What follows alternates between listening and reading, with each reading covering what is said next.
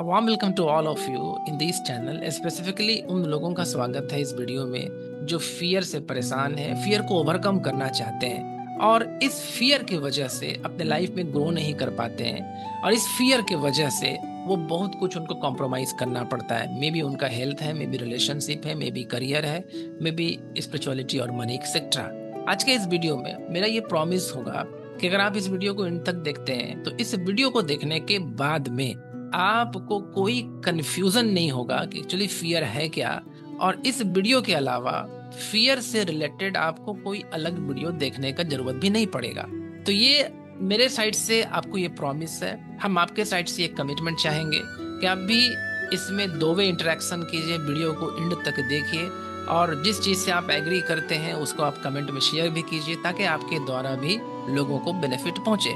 और वीडियो को इन तक देखने वालों के लिए हम एक हैक्स प्रोवाइड करेंगे जिसको हम अपने ऊपर अप्लाई करते हैं और बहुत दिन से करते आ रहे हैं। और अगर आप ये चीज सीख जाएंगे तो आप इंस्टेंटली अपने फियर को ओवरकम कर पाइएगा। Let's begin. First understand the concept of fear. Actually fear होता है क्या, राइट? तो फियर है क्या? बेसिकली फियर ट्रिगर होता है एक इवेंट से। इवेंट किस चीज को कहते हैं? लाइफ में ऐसी सिचुएशंस जिसको आप कंट्रोल नहीं कर पाते हैं और वो लाइफ में डे टू डे आपको फेस करना पड़ता है। जैसे कभी कोई कोविड हो गया, जैसे कभी सपोज कीजिए कि इन्फ्लेशन बहुत ज्यादा बढ़ गया, जैसे कभी किसी को कोई डिजीज हो गया, जैसे कि जॉब में सपोज कीजिए कोई फ्लक्चुएशन आ गया। तो इस टाइप को हम लोग कहते हैं इवेंट। ये इवेंट क्या होता है? यहीं से फियर ट्रिगर होता है। तो थोड़ा इसको समझने का कोशिश करेंगे कि जैसे ही इवेंट आता है तो जब उस इवेंट को हम फेस करते हैं अपने रियल लाइफ में तो ये इवेंट एक मैसेज सेंड करता है हमारे ब्रेन को। और वो ब्रेन के किस पार्ट को ये मैसेज सेंड करता है? जो हमारे ब्रेन का इमोशनल सेंटर है।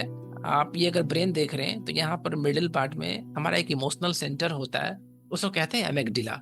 तो जो भी सिचुएशंस, जो भी इवेंट के साथ आप जो भी इमोशंस परसीव करते हैं तो क्या होता है, हमारा जो एमिगडाला है इसको तुरंत डिटेक्ट करता है। डिटेक्ट करने के बाद नेक्स्ट स्टेप क्या होता है? नेक्स्ट स्टेप ये होता है कि आपका अदर पार्ट है ब्रेन का, उसको कहते हैं हिपोकैम्पस। आपका जो हिपोकैम्पस है वो क्या करता है? इस मैसेज को लॉजिकली इंटरप्रेट करता है, यानी आपको ये सेटिस्फाई करवाता है कि ये जो थ्रेट आप परसीव किए हैं सिचुएशंस के वजह से, इवेंट के वजह से, ये कैसे करके आपके लाइफ में रोल प्ले नहीं कर सकता है। मीनिंग वाइज आपको क्या करता है? उसके मीनिंग को चेंज करके, उसको लॉजिकली इंटरप्रेट करके कि ये जो इवेंट हुआ है, ये जो घटना हुआ है, ये तुम पर नहीं हुआ है, किसी और पर हुआ है। और किसी और पर हुआ है इसका मतलब ये नहीं है कि कल हो करके तुम्हारे साथ भी ऐसा हो जाएगा। तो ये कौन काम करता है? हिपोकैम्पस। जब हिपोकैम्पस जब एक्टिव होता है तो फिर जैसे ही आप इवेंट से मैसेज को परसीव करते हैं, आपका एमिगडाला जैसे ही उसको डिटेक्ट करता है तो आफ्टर 1 सेकेंड आपका हिपोकैम्पस उसको लॉजिकली अदर वे से इंटरप्रेट करता है, जिससे क्या हो कि आपको ये समझ में आ जाए कि ये मेरे लाइफ के लिए डेंजर नहीं है, मेरे लिए ये थ्रेट नहीं है, राइट? दैट मीन्स कहने का मीनिंग क्या हुआ कि जब आपका एमिगडाला डिटेक्ट किया और थोड़ा सा 1 सेकंड का टाइम मिलते ही देन क्या होता है? हिपोकैम्पस उसको राइट वे में इंटरप्रेट करता है। अगर हिपोकैम्पस राइट वे में इंटरप्रेट कर दिया देन आप फियर वाले लूप में ट्रैप नहीं करेंगे। यानी कि लॉजिकली आपको ये समझ में आ जाएगा, आपका जीनियस ब्रेन आपको ये समझा देगा कि ये इवेंट उसके साथ इसलिए हुआ कि वो इस सिचुएशन में था, अभी मेरा वो सिचुएशन नहीं है, हम उसको कंट्रोल कर सकते हैं। और ऐसा नहीं है कि वो जिसके साथ जैसा उसके साथ हुआ है एग्जैक्टली वैसा मेरे साथ हो जाए। अब यहाँ पर आपको ये समझना है कि दैट मीन्स द फियर है क्या? फियर ये है कि एमिगडाला से हिपोकैम्पस के बीच का जो डिले है, ये डिले अगर खत्म हो जाता है, कैसे खत्म हो जाता है? जैसे ही आपका एमिगडाला डिटेक्ट किया थ्रेट को, एग्जैक्टली तुरंत आप उसको रिएक्ट कर दिए। हिपोकैम्पस को उतना टाइम मिला ही नहीं कि वो आपके इवेंट से जो मैसेज डिटेक्ट किया गया है बाय एमेगडाला उसको लॉजिकली राइट वे में इंटरप्रेट करे। मीनिंग क्या हुआ कि आपका हिपोकैम्पस अब इनएक्टिव स्टेट में आ गया। जब आप किसी भी इवेंट के पर्सपेक्टिव से तुरंत रिएक्ट कर देते हैं, ठीक है, मेक ए नोट, जब आप किसी भी इवेंट के पर्सपेक्टिव से तुरंत रिएक्ट कर देते हैं तो आपका हिपोकैम्पस इनएक्टिव मोड में चला जाता है। देन आपका हिपोकैम्पस क्या करेगा, लॉजिकली जिसको इंटरप्रेट करना था वो इंटरप्रेट करेगा नहीं। और जब ऐसा होगा फिर आपका एमेगडाला उसको एज ए थ्रेट परसीव करेगा। जैसे ही एमेगडाला उसको एज ए थ्रेट परसीव किया, आपका ब्रेन, आपका सबकॉन्शियस ब्रेन उसको एग्जैजरेट करना शुरू कर देगा। दैट मीन्स उसको बढ़ा चढ़ा करके आपके मन में आपके विचार आने लगेंगे। इसको कहते हैं एग्जैजरेशन। तो ये एग्जैजरेशन की वजह से फिर आपका फियर और बढ़ते चले जाएगा और आपको लगेगा कि अरे उसके साथ कल ऐसा हुआ था, ऐसा नहीं मेरे साथ में हो जाए। विदाउट एनी लॉजिक आप टोटली इमोशनली एक्ट कर रहे हैं इस सिचुएशन पर। आपका ब्रेन उसको लॉजिकली इंटरप्रेट कर ही नहीं पा रहा है कि उसके साथ ये प्रॉब्लम आया, उसके साथ ये हार्ट अटैक हुआ, उसके साथ ये इश्यूज हुआ।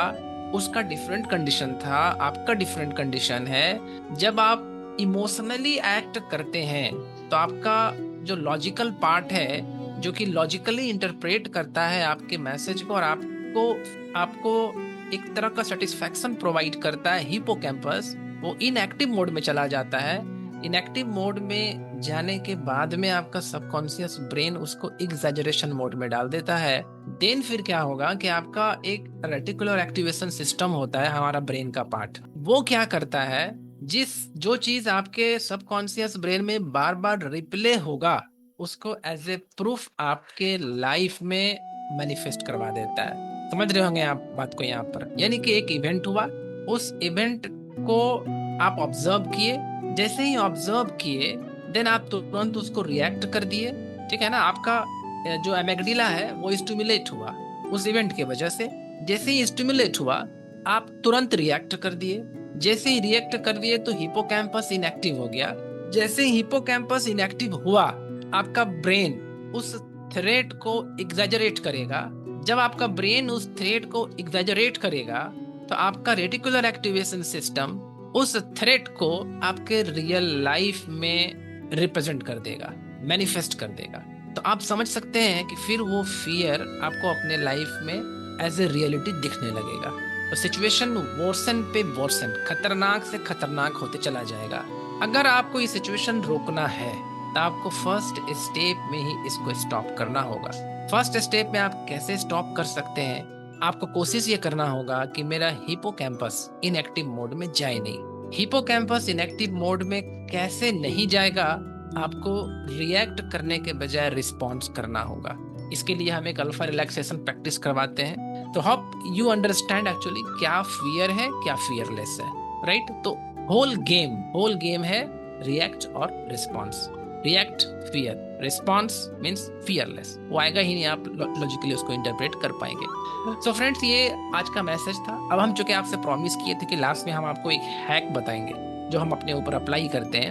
अब देखिए ये हैक है क्या, बहुत सिंपल हैक है। दो तरह के पीपल होते हैं, एक होते हैं इमोशनल पीपल, दूसरा होते हैं लॉजिकल पीपल।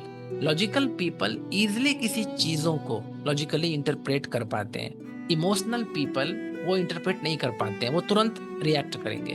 तो इमोशनल पीपल का एमेगडाला हाईजैक क्विक हो जाता है और फिर क्या होता है कि वो जिससे वो डर रहे थे वही रिप्ले उनका माइंड में चलते रहता है। और लॉजिकल पीपल टाइम डिले होता है उनका।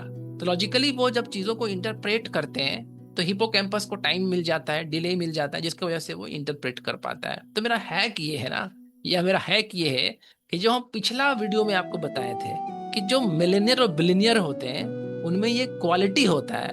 क्या क्वालिटी होता है कि वो इमोशनल नहीं होते हैं, वो एम्पैथेटिक होते हैं, लॉजिकल होते हैं। तो उसी वीडियो से हम कनेक्ट करते हुए अगर आप भी चाहते हैं कि हम फियर से फियरलेस बन जाएं तो पहले लेडीज वाला आदत को छोड़िए, इमोशनल होना बंद कर दीजिए। हर चीज को कोशिश कीजिए लॉजिकली इंटरप्रेट करना, लॉजिकली उस चीज को एनालाइज करना, रिस्पॉन्स करना।